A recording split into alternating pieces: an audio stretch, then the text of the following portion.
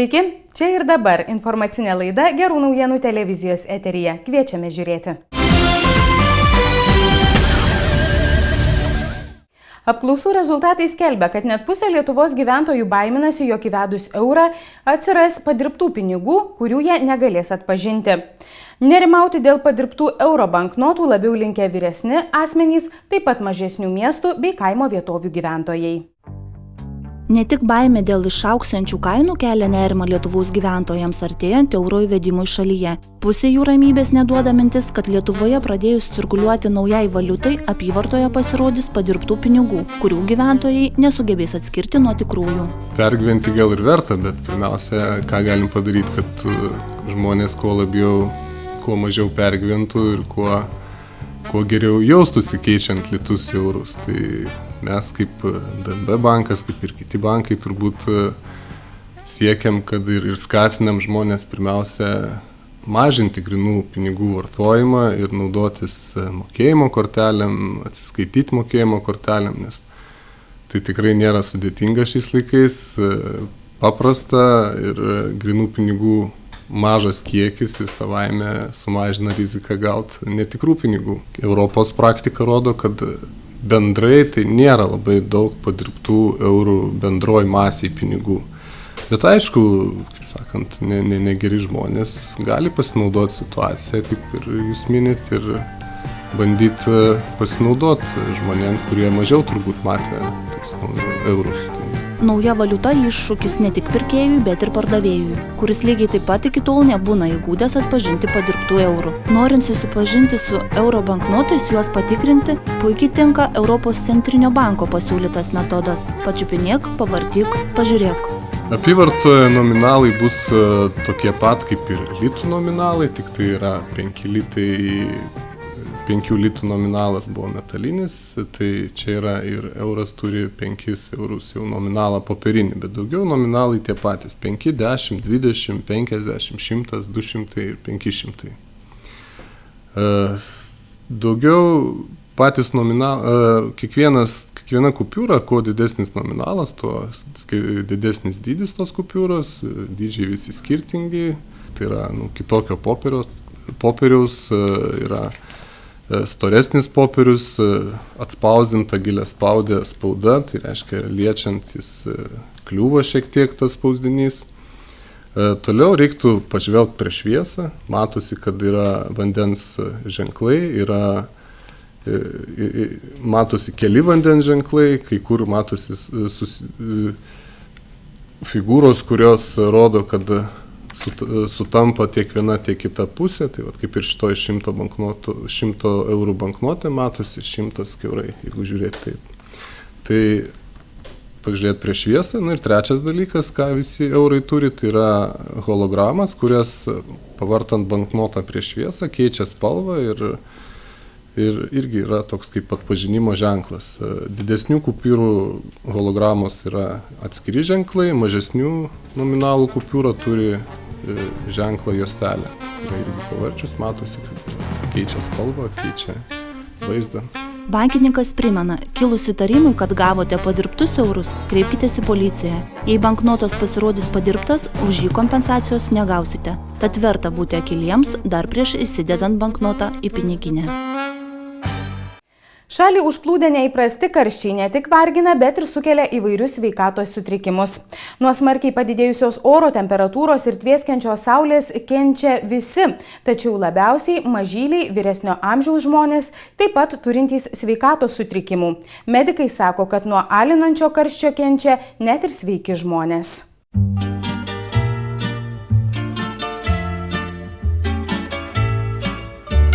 Kepuraitė, kremas nuo saulės, buteliukas vandens ir saiko jausmas būtini šiomis dienomis. Karštomis dienomis vertėtų prisiminti apie saulės bei šilumos smūgių grėsmę, įsisąmoninti, kad nesaikingas saulės vonios ir žalingas spindulių poveikis gali sukelti odos ligų. Itin atsargus turėtų būti asmenys sergantis širdies, kraujotakos sistemos ligomis, diabetu, onkologinėmis ir kitomis lėtinėmis neinfekcinėmis ligomis. Kai temperatūra jau siekia netoli 30 laipsnių ir ypatingai jeigu tai laikosi kelias dienas, savaitę, va tada jau prasideda iš tikrųjų problemos. Jeigu jau yra polinkis, reiškia, lėtinė inkstų kokia tai lyga, tai jinai be abejo paūmėja. Jeigu yra polinkis, žmogus, ne polinkis, bet jeigu žmogus serga diabetu, tai aišku bendra būklė pablogėja. Ir vidury dienos iš tikrųjų susilaikytų nuo kažkokių tai didesnių ilgą laiką trunkančių fizinių darbų ir jeigu jau tai yra neišvengiama, būtinai šalia savęs turėtų geriamo vandens.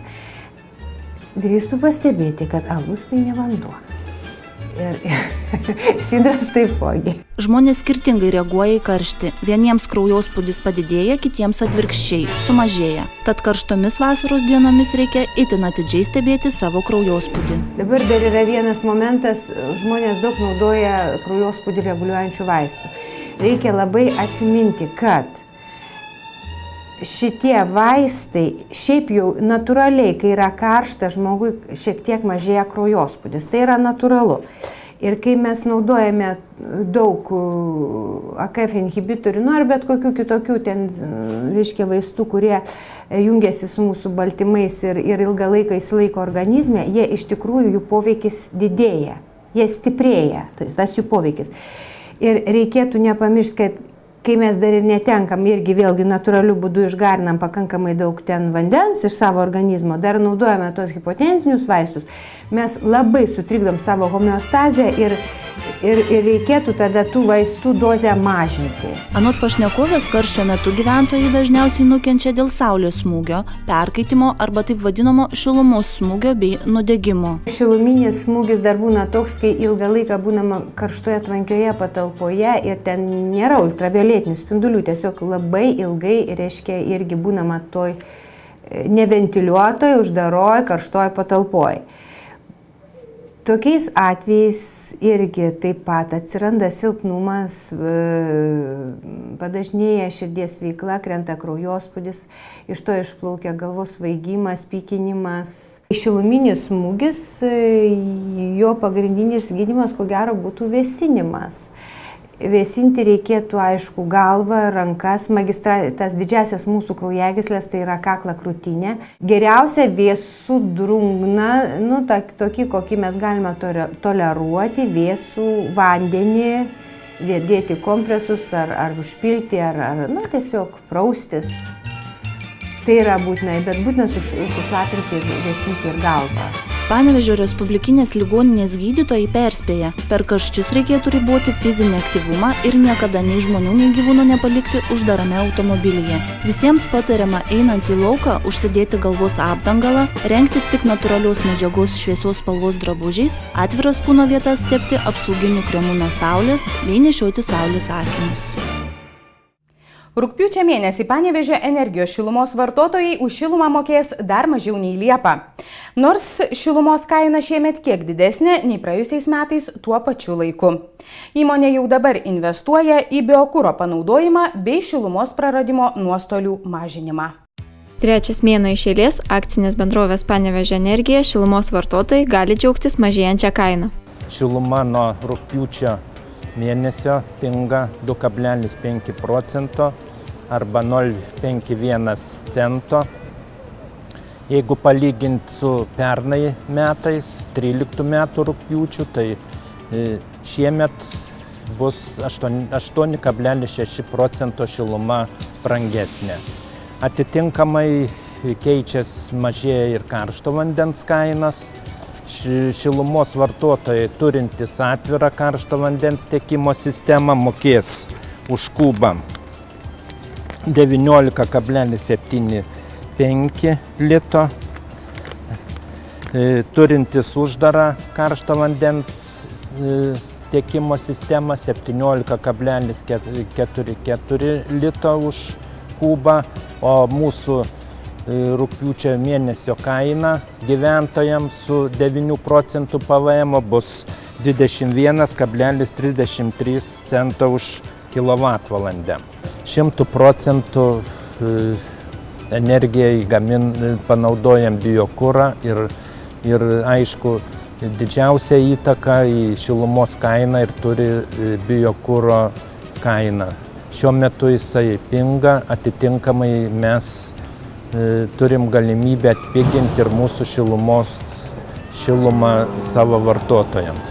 Siekiant plėsti biokuro panaudojimą, statomas dar vienas 12 MW biokuro katilas. Tačiau Panevėžio energijos generalinis direktorius teigia, kad prie mažesnių kainų už šilumą gali prisidėti ir patys vartotojai. Gyventojus turinčius atvirą karšto vandens tiekimo sistemą pakviesti, kad ją reiktų modernizuoti, pereiti ant uždaros, tai yra karštą vandenį ruošti individualiuose pašildytuvuose šilumos punktuose. Tai jūs sutaupytumėte tiek ir mokestį už karštą vandenį, pagerėtų jo kokybė, būtų jisai reikiamos temperatūros ir taipogi šilumos modernus mazgai taupo šilumą ir šildymui. Taip kad investavę į šilumos punkto modernizavimą, jums ta investicija per 3 metus atsipirks. Jeigu kas sugalvotų modernizuoti, gali kreiptis į mūsų tarnybas, mes išduosim techninės sąlygas projektavimui ir rekomenduosim firmas, kurios gali atlikti šito šilumos punkto modernizaciją. Daugiau informacijos apie šilumos kainų pokyčius galima rasti akcinės bendrovės Panevėžio energija interneto svetainėje. Unikali 20 keramikos simpoziumų kūrinių kolekcija kitąmet bus eksponuojama naujame pastate.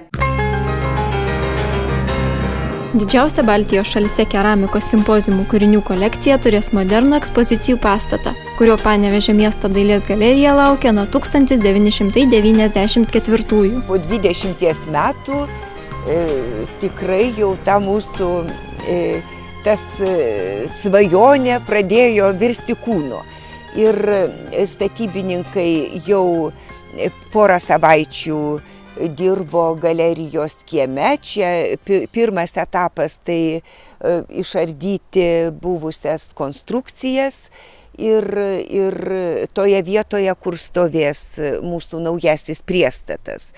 Tai bus 2 aukštų, šiuolaikiškas 500 kvadratinių metrų pastatas. Priestatą projektavo architektas Valdas Klimavičius. Ir pradžioje jis buvo pasiūlęs kitą variantą, tačiau vėliau apsistota ties pastaruoju, kuris dabar ir pradėtas įgyvendinti. Tai bus 2 aukštų, stiklo, betono, šiuolaikiškas pastatas, per daug neįsiskiriantis iš šios saugomos senamiesčio teritorijos konteksto. Taip kad mums labai svarbu, kad kolekcija būtų tinkamai pristatyta. Naujame pastate ekspozicijos lankytojai galės ne tik grožėtis meno kūriniais, bet ir patys pabandyti susikurti lipdinį, dalyvauti edukacinėse programose. Baigus dailės galerijos priestato statybas, planuojama ir senojo pastato rekonstrukcija, kuris nerenovuotas nuo pat galerijos įkūrimo 1990-aisiais. Atsivežame labai brangius eksponatus ir muziejuose visur yra ir tam tikras turi būti ir drėgmės režimas, ir šilumos režimas, ir apšvietimo yra reikalavimai. Taip, kad tų reikalavimų reikia laikytis ir atsinaujinti. Atidarius priestatą, imsimės šio senojo pastato remonto ir kada bus visas kompleksas jau baigtas, tai tikrai ir konferencijos, ir edukacija, ir paskaitos, ir parodos, viskas vyks tinkamose sąlygose. Panevėžio miesto dailės galerijos priestato statybos darbai planuojami baigti iki kitų metų gegužės pabaigos. Upytėje įgyvendinamas unikalus bendruomenės centro sumanymas. Rudeniop čia duris turėtų atverti amatų centras, kuriame bus puoselėjamos nykstančios linininkystės tradicijos. Panevėžio rajone esantį Upytės miestelį nuo šiol reprezentuos pirmasis Lietuvoje visuomeninės paskirties šiaudinukas. Amatų centre numatyta populiarinti ekologinį statybos būdą. Jis išskirtinis todėl, kad yra pagamintas pagal pastatytas pagal senasias technologijas, tai yra molinis, ekologiškas, vasara vėsus, žiema šiltas namas. Na ir manau labai jaukus ir toksai, bent jau pažiūrintis, tai atrodo, na, toks patrauklus, ar ne? Tai tikimės, kad pritrauksime tuo namo išvaizdą lankytojus. Iš ekologiškų medžiagų pastatytame amatų centre bus gaivinamos Upytę nuo seno garsinančios linininkystės tradicijos. Tautodailininkai, amatininkai čia galės rengti parodas, edukacinės programas. Šitame, taip vadiname, šiaudinėme name, eksperimentinėme, kuris yra pagamintas iš molio, pagal senasias technologijas, įsikurs, jau pradėjo kurtis tradicinių amatų centras. Bandysime ne tik saugoti senuosius amatus, bet juos pateikti, mokyti žmonės, kad jie išliktų iš kartos į kartą būtų perdodami.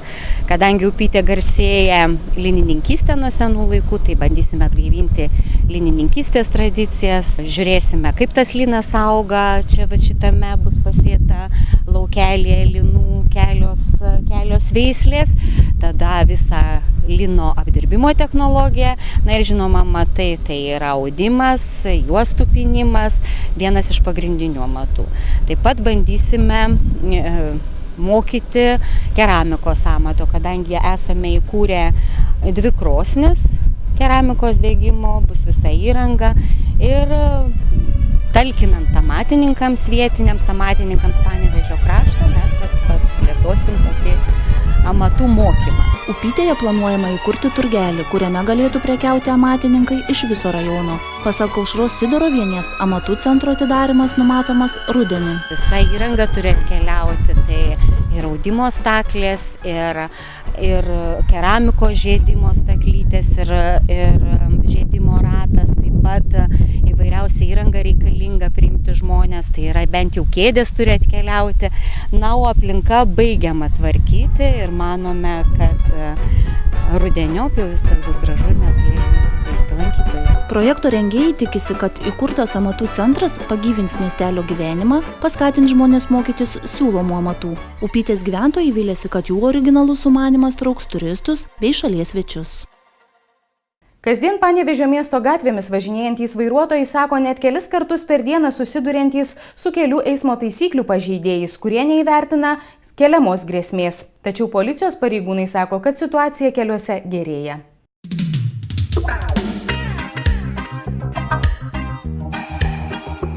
Kelių eismo taisyklėse parašyta, jog visi eismo dalyviai turi remtis tarpusavio supratimu ir pagarbą, tačiau dažnai jų poelgiai prieštarauja kelių eismo taisyklėms. Jeigu vairuotojų kultūra būtų aukšta, tai nereikėtų išleisti daug teisės aktų arba plačios kelių eismo taisyklių knygelės, tiesiog užtektų kelių eismo taisyklių vieno punkto, kuriame yra parašyta, kad vairuotojų pagrindinis principas kelyje, tai kad vairuotojai turėtų vadovautis mandagumo ir geranoriškumo principų. Deja, praktikoje taip nėra. Mes matome, kad kai kas kelyje išreiškia savo prastas emocijas, nori neva pasididžiuoti, kad jis greičiau gali važiuoti, greičiau gali aplenkti, kad jis sugeba keisti važiavimo kryptį labai greitai, nerodydamas posūkio ir panašiai. Psichologų teigimu didžiausią įtaką būsimų vairuotojų kultūrai daro tėvų pavyzdys. Tai pastebi ir vairavimo instruktoriai. Dvipusis eismas, mes sukti į priekį kitas mokyklinis, mes iš paskos norim sukti kairę, prieš eismo automobilis ir į dešinę iš priešinės eismo juostos. Man tai, aš suprantu, kaip BMW liaudis žino, kad vairuotojai dauguma yra nekultūringi, bet keista, kai atrodo tokie variantai su reklamom ir panašiai.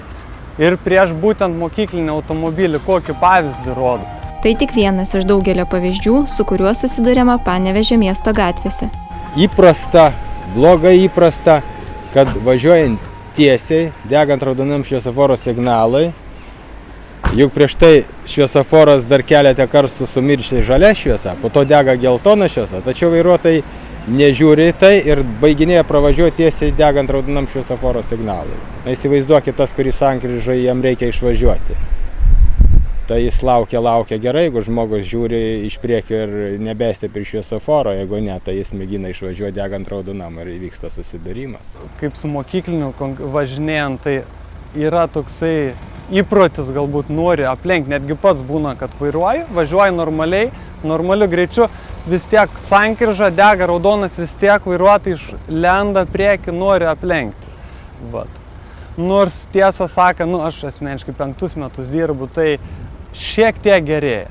Tai va dėl to smagu yra, kad jau kartais praleidžia, mirkteli, parodo važiuoti, bet dažniausiai vyresni vairuotojai. O kaip tik va, su klevukais tais vadinamus, jie jau nori pasirodyti, jie jau vairuotojai prieš juos užlendinėjo, kai jie mokėsi, tai dabar tarsi nori atsiimti prieš kitus. Pasak Kelių policijos biuro viršininko, eismo taisyklių pažeidimai pavojingi bei visiškai nenaudingi ekonominiu atžvilgiu.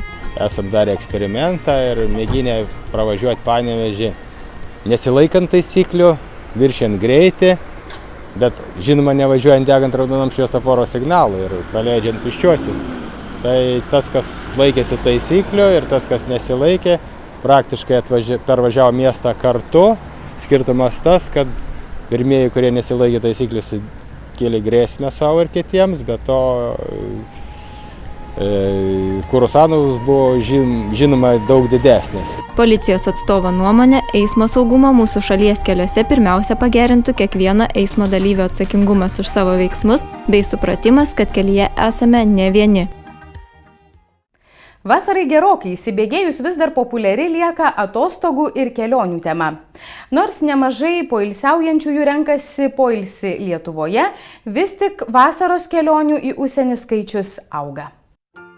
Kelionių organizatorių duomenimis šiemet Lietuvoje atranda naujas Ispanijos salas, Portugalijos kurortus, tačiau bene didžiausio susidomėjimo iš naujai pasiūlytų krypčių sulaukia Bulgarija. Galbūt žmonės pirmas dalykas pasiilgo kažkokio, sakykime, pasikeitimų, nes tikrai Turkija pirmauja, nežinau, manau, gal kituose miestuose Turkija ir liko tas pats pirmasis taškas, bet kadangi mūsų miestas yra mažiukas ir labai svarbu iš tikrųjų yra ir kaina, ne tik tai, sakykime, poilsio kokybė, tai labai daug kas pasirinko vietoj Turkijos Bulgariją, būtent dėl to, kad ten gerų viešbutėlių kainos iš tikrųjų pakankamai geros šiais metais. Kuo anksčiau suplanuojamos atostogos, tuo daugiau galimybių pasirinkti pageidaujamą šalį, kurortą ir mėgstamą viešbutį už geriausią kainos ir kokybės santykį. Žmonės, kuriems svarbu atostogų laikas, kad jie negali jų ten stumdyti, išeiti bet kada, tai jie be abejo užsisako iš anksto ir va tada lieka, kaip aš sakau, jiems iš tikrųjų ta galimybė gauti tikrai mažiausią kainą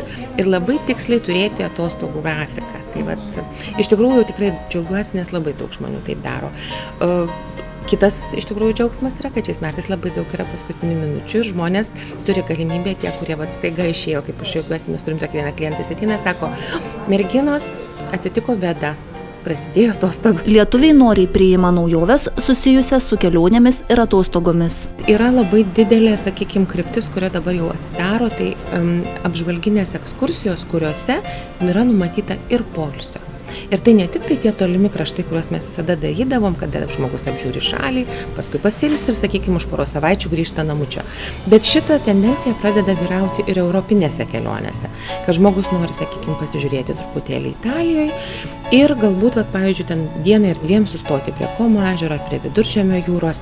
Ir atsiranda tada tuo pačiu dirba tie organizatoriai šio klausimo ir atsiranda jau tokių maršrutų apžvalginių, kurie turi, sakykime, dienelę arba dvi sustojimą prie kažkokio tai ežero ar tai jūros, tokiam truputuką visgi ir poilsiui. Pastaruoju metu neramumai krečia ne vieną pasaulio kampelį, o numuštas keleivinis lėktuvas pasėjo nemažai nerimo. Tačiau pasak Dainos Fijalkauskienės, nusprendusiųjų poilsiauti skaičiui tai įtakos neturėjo. Aviakompanijos keičia kryptis, kad juos aplenkė tuos regionus, tai iš tikrųjų yra labai smagu, nes iš karto buvo, sakykime, ten kelių minučių, kelių valandų bėgyje iš aviakompanijų pranešimai, kad mes daugiau nebeskrisim ties tą teritoriją, kad tikrai mūsų maršrutas aplenkė, reiškia, tuos vadinamosius, reiškia, kelius ore. Lietuviai dažnai renkasi kelionės ten, kur visada šilta ir saulėta, kur apstu įdomių pramogų bei įspūdžių. Bet to dažnas jų pastebi, kad kainos mūsų pajūryje vasaros metu jau seniai prilygsta europietiškoms.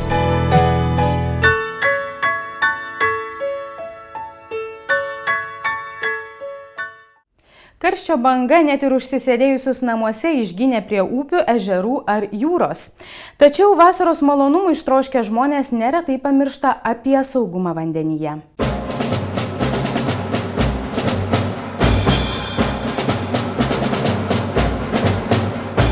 Aktyvus, judrus gyvenimas vasarą dovanoja ne tik daugelį malonumų, bet ir tiesia kelius į ligoninę. Apie 50% visų traumų nutinka vandenyje. Pasak medikų, nesaugaus pramogavimo vandenyje pasekmės itin sunkios. Poilsis mūsų gamtoje, aišku, dažnai, kaip nedažnai, bet jis vis tiek turi būti saugus, o jeigu mes maudomės, tai vis tik mes maudytis turėtumėm saugiai. Turėtumėm žinoti, kokio gylio tie vandens telkiniai, koks tenai dugnas maždaug ir kaip jauni žmonės mėgsta nardyti, tai šitai ir yra didžiausios problemos. Atsitinka tam tikri įvykiai ir sutrenkiama yra galva, yra traumuojamas kaklas, kartais traumuojama taip smarkiai, kad yra net lūžiai ir tai jau labai skaudžios nelaimės. Iš tikrųjų, vienas neatsargus toks maudymasis ir visam gyvenimui kartais žmogus tampa invalidu. Suaugusiųjų elgesys prie vandens telkinių, kai vartojamas alkoholis ir bandoma parodyti, kuo sudėtingesni triukai vandenyje, turi skaudžias pasekmes. Reikia nepamiršti, kad alkoholį vis tik tai negalima vartoti karštą dieną, o ypatingai dar jeigu prie vandens, nes niekada nežinome alkoholio, kai yra karšta, jo poveikis yra ne visai toks, kaip visada žmogus yra įpratęs. Kartais nedidelės dozės duoda tokį patologinį girtumą ir atrodo, kad lyg tai nieko, o žmogus ne visai adekvatus. Ir maudydamasis tada jie būna neatsargus ir tai išprovokuoja daug visokių irgi dalykų, kad ir skendimų ir vėlgi traumuojasi neadekvačiai jau nardo, jau jie tampa, kartais žmonės tada jau savo būklės neįvertina, aplinkos neįvertina ir pasekmės būna tada skaudžios. Vienas svarbiausių perspėjimų – nenardyti nežinomose vietose. Taip pat derėtų atsiminti, kad vasarą neretai nusenka vanduo ežeruose ir upėse. Tad jeigu karščiai užtruko ilgai, neverta rizikuoti nardyti net ir gerai žinomose vandens telkiniuose. Kiekvieni metai, ypatingai upės ar dar kas, keičia savo reljefą. Ten niekada nežinai, kaip viskas pasivyko, kur giliau, kur sekliau, kur dar kažkas ten buvo duobė, o pasižiūrėk, ten visai seklų, duobė susiformavo visai kitoj vietoj. Kai tu patikrinai, tu žinai, tai tada jau ir žinai. Jeigu nepatikrinai, pernai tai buvo, užpernai tai buvo, nereiškia, kad tai yra šiemet. Medikai patarė būti atsargiems, atsakingams ir dirbant ir poilsiaujant, nes žmogaus niekas neapsaugos, jei nesisaugos jis pats. Tiek naujienų šį kartą informacinėje laidoje Čia ir dabar. Ačiū žiūrėjusiems, jūsų dėmesio tikiuosi ir kitą kartą.